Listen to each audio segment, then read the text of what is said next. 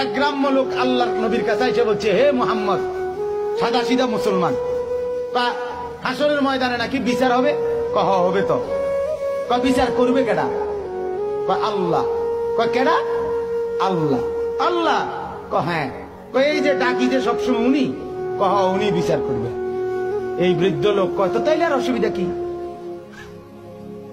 গ্রাম্য লোকটা আল্লাহ রসুল, তাইলে মোহাম্মদ সমস্যাটা কি? আর আমারও তো আরো কয়েকজনে ভয় লাগাইলো, বিরাট বিচার আচার হইব।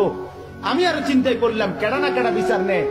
এখন শুনছি যেহেতু আল্লাহ বিচার করে, উনারে তো আমি চিনি, আমি তো 5 ওয়াক্ত উনারেই চিনি, আমি রুকুতে উনাকেই চিনি, সেজদা করতে উনাকেই চিনি, আল্লাহু আকবার বলতে উনাকেই চিনি, আলহামদুলিল্লাহ পড়তে উনাকেই তো চিনি, সুবহানা রাব্বিয়াল আযীম বলতে উনাকেই তো চিনি, সুবহানা রাব্বিয়াল আলা বলে উনাকেই তো চিনি, প্রতিদিন সেজদা করে উনাকেই তো চিনি।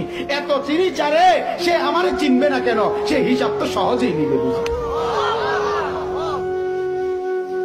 হ্যাঁ, এজন্য মুমিনের মরতেই অসুবিধা কি? মুমিনের বাঁচতেই সমস্যা কি? কথা বলেন না কেন? ইমানদার মরলেই অসুবিধা কি? ইমানদার বাঁচলেই অসুবিধা কি? ইমানদারের কোনো অসুবিধা নাই। সমস্যা সুদ করে খেতে মরলে সমস্যা, মাইরা হটাইলে বোধে কথা কয় না, বাইরে সিধা